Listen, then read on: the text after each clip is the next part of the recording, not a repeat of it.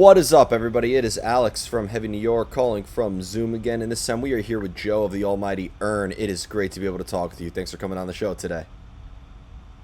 No, thank you for having me. Thank you very much. Anytime, man. Anytime. It's so awesome to have you here. Your new album of Feast on Sorrow is absolutely kick-ass. I can't wait for the rest of the world to hear it. Do you feel like that this is sort of like a continuation of Serpent and Spirit in a way? Is this kind of like the sequel to it or continuing in that vein? Or was this meant to be like a brand new beginning for Urne in a way?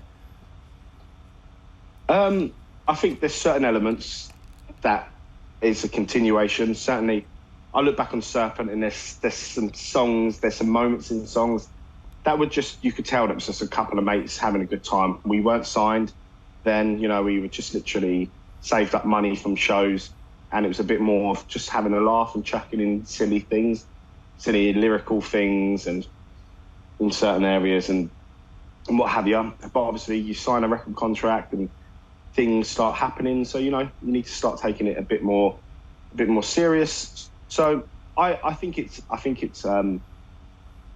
a smart step. I don't think it's going to alienate fans of the band. I mean, I think if you heard what we've done on the last album, there's a lot going on.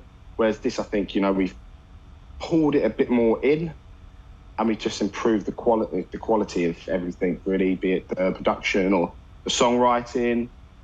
So yeah, I think it's the smart and the wise step forward for the band. Well, when you compare the Mountain of Gold EP and then you move on to Serpent and Spirit, and now, I mean, the evolution is very it's there. You could totally notice the evolution and the progression of the band. And this is kind of like a debate I like to have with artists now. Do you feel like evolution is something that can only happen naturally in a way, or do you think like you have control of evolution and that maybe you can sort of kind of make the evolution happen at will? Well, basically, I knew the first EP was going to be really. It's really stripped back and simple. It was on a small kit. There's no double bass on this EP. It was written out of kind of between myself and Angus being in the previous band, which was more sort of stonery sort of thing, where we were kind of wanting to write a certain style, and that ended. So I was like, we're going to keep adding as each album goes along. So we held a lot back on the EP. So I do think you can some bits, but I think we got a new drummer in about 7 weeks before the album. We had to record this album, and that changed a lot because there's a lot of stuff we can now do which we couldn't before. So that's definitely going to be changing things up for us moving forward. For myself and Angus, when we write songs, we can have different things in mind because we know we can kind of do that now.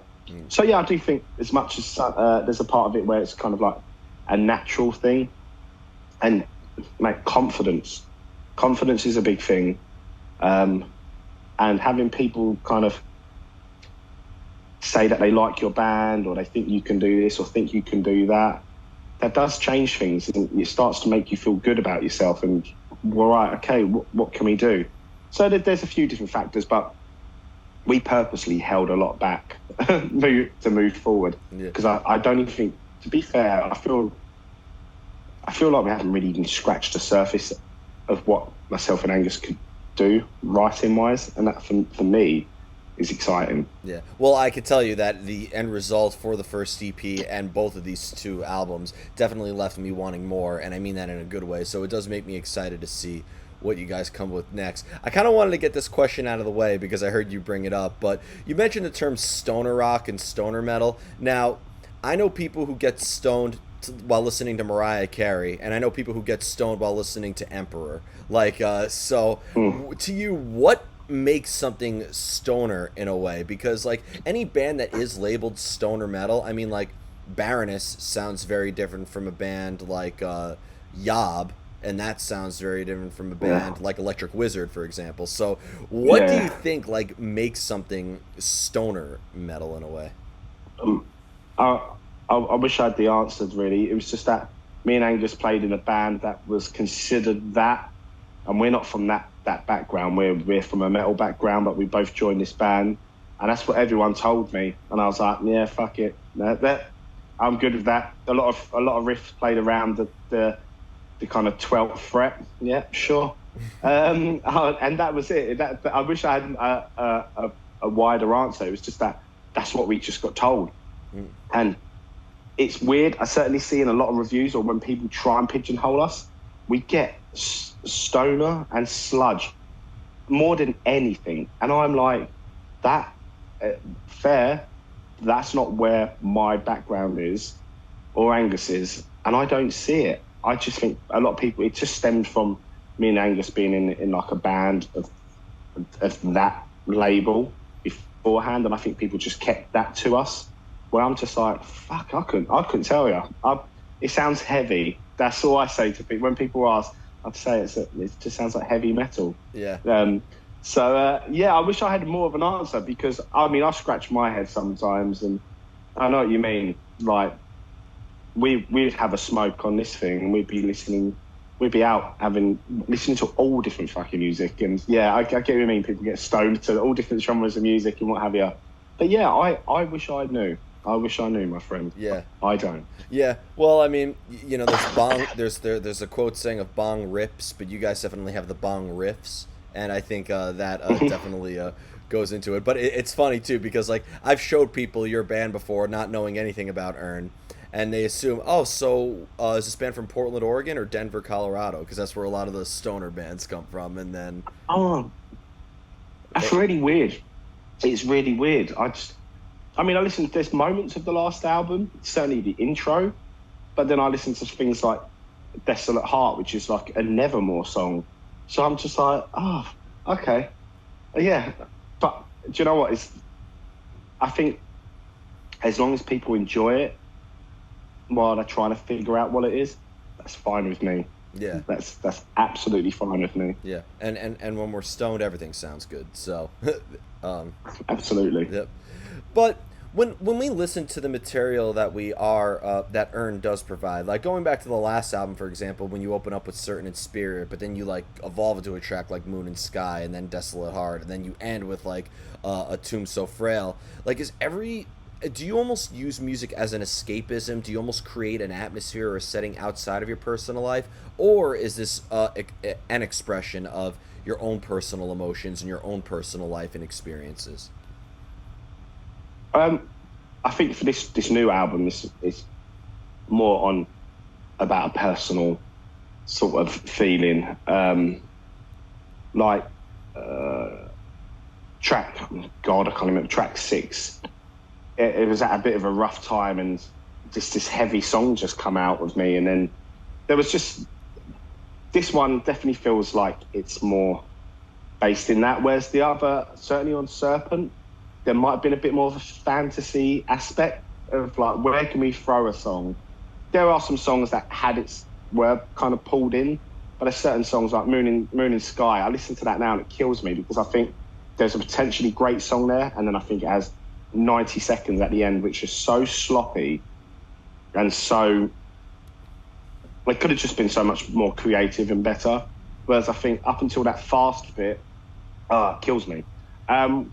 Whereas, I think on the last album, we were just mates doing whatever. It wasn't like we were trying to pull anything in and try and be really serious. And now so we definitely are. And I think everything's more so has an emotional purpose on this record. The whole album is a much more of an emotional event. Whereas, definitely on the last album, like a Tomb So Frail, I wanted a Western intro, because I'm a massive fan of Western films. So I want that. And it's 3 fucking minutes. Didn't need to be, but I want it. Whereas now I'm like, that stuff has to change. So yeah. That gives you your answer, but yeah. Yeah, you most certainly did. And it's funny you mentioned that too, because you have songs like A Stumble of Words or The Long Goodbye, Where Do We Go When We Die, which are like on the 11-minute mark in a way, or even over the 11-minute mark. But then you have Peace, that's just under 2 minutes. So like, how do you determine when the song length has said everything that it had to say? Well, I think me and Angus go into something, if we know it's going to be a bit of a journey, the the origin of the song, we will kind of know this one feels right. We'll know when this one is done. Where more so on this album, I think, beside the two long ones, the other songs are shorter. Overall, the album's shorter, only by a bit, but we'll know if what songs to pick and choose to make long and epic and what have you. Whereas Peace, sorry, 1 second. You're good. Whereas Peace was like Angus had these little acoustic melody, like little chords. Joe picked up this old beat up acoustic guitar, hadn't been restrung in years, got him to play with it, and then we left it. And that was the last song we got back on the album, and we left Joe with just the acoustic stuff. And then one day on WhatsApp I get like a voice message, and I'm like, what is this? What, a minute and a half voice message? What's he going to tell me? And Joe had added all the other stuff around it. So, and I feel like that's perfect. That was perfect for what we wanted. And we just kind of trusted him to create something around that. And I love that track because we just gone on 6 songs that are really intense, dark, heavy. And then for a minute and a half, there's this really spacey little piece just before the big finale. And I mean, it was weird for us to kind of have a really short song. I'm sure people will look at it and go, what's this song going to sound like? Mm-hmm. It's not like a short, sharp fucking number, but it's, I love it. I love that song. And I love that song as much as I love Stumble, which I think Stumble is the centerpiece of the album, maybe. But whereas the last album, there were certain tracks when we recorded them, I kind of felt were weak, that I just didn't like as much as others. This album, it's nice to listen to an album and go, I really enjoyed that song today. That's actually my favourite today. Whereas tomorrow might be something else. When it comes to like the material that you write, though, does it always start off with a vision in a way, or does it happen in a very like organic, where you kind of like it's like a throw paint at the wall and seeing what sticks process? I think it all depends on the first riff with us, and that is key. Like, what is that first riff going to sound like, and then things can follow. I might, compared to Angus, I do a lot of voice notes and what have you, where Angus writes a lot of his on guitar, and whereas if I get an idea, I try and think of the next bit, whereas I think Angus sometimes can just have that one riff and then I'll be like, that's wicked, let's go. That's what Serpent and Spirit was, the opening riff on that. It was meant to be something else, and I was like, no, we can do something around this. And I always think it's about the first riff with us, and just sitting down with each other and just going, I have this, what do you think we can do? Feast on Sorrow, that song took 20 minutes to write at mine. And I wish it was always that easy. I wish it was that easy fucking every time. And I just had one riff, played another riff, and before we knew it, it was done. So I always think it's the kind of opening. And that the first riff I might play for the song doesn't mean it's the opening riff to the song, but we can base everything around that. Yeah. And that's how I feel with us. Some people can just write songs out and go, yeah, wicked, that's done.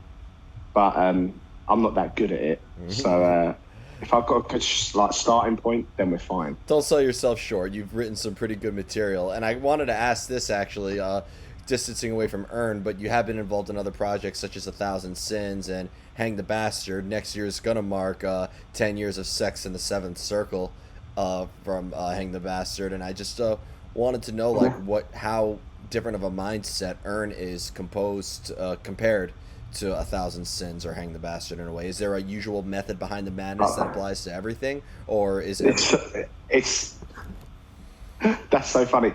Hearing that word 1,000 Sins, right? That was the origin to all of this, and the reason we had to use that album. Fucking hell, Jesus, that's weird hearing that name. So 1,000 Sins turned into a band called Chapters, which Desolate Heart I started writing with Angus in that band years ago.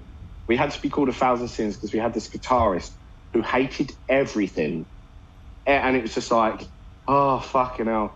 You pick the band name. I just want to go and play metal shows. This is years ago. God. And he was like, that's the name. And I was like, I think it's shit, but as long as it just makes you happy, there we go. We'll go and play shows. So that was just like lads, youngsters having fun. Then it went into a band called Chapters, and we toured a lot with like Silosis and Zerath and all that. But then Hang the Bastard is when I kind of started to kind of look at things differently. Hang the Bastard was signed to Century Media. It was on Kilimanjaro for like promotion. It had a bit of a proper setup, but it was that's where I kind of started to appreciate things a bit differently. But it was very DIY within the band, and I wanted it to be more professional, whereas they were kind of like, oh no, but we need to be DIY. So they would always argue against things. I'm like, if you want to be DIY, don't sign, don't get a manager, don't get a booking agent. You know, you're making it hard for yourself because you still want to keep it in-house. So yeah, that was very different. But I feel like it was a good learning curve for me. Made a lot of contacts from that band, and it helped kind of get just a little step up. But I wouldn't take too much credit. I was in the band for like 4 years. They had a legacy before me, like over here, like a real hardcore legacy. But yeah, 10 years, Jesus Christ. Yeah, and that's a fucking good album too. So like, that's a great album. So maybe reunite with the guys for a 10-year anniversary show. You never know. They've done their own little reunion, which I'm fine with it. You know, fair enough. It's they can go and have fun. Fair enough. When it comes to the inspiration, especially because Urne is a trio, and I've always noticed that trio bands are always like, regardless of the style in a way, they're always punk rock in the sense of like just how organic it is. You only have one guitar player, so there's going to be a lot of rawness, and there's, you know, you can't hide behind too much atmosphere in a way. But for you, do you find it easier to come up with riff ideas or lyrical ideas when you're alone in isolation, being that that's such a great feel for creativity, or is it better when you're in the company of your bandmates and you're able to kind of come up with that? You come up with ideas better when you're in the company of each other. Do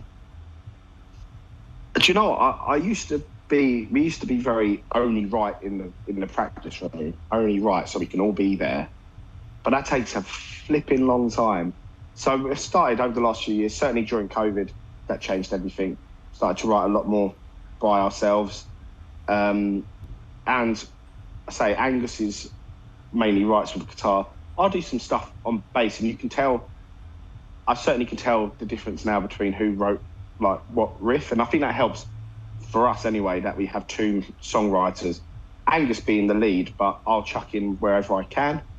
And I think that adds a kind of cool dynamic where there's a lot of bands who have just one songwriter.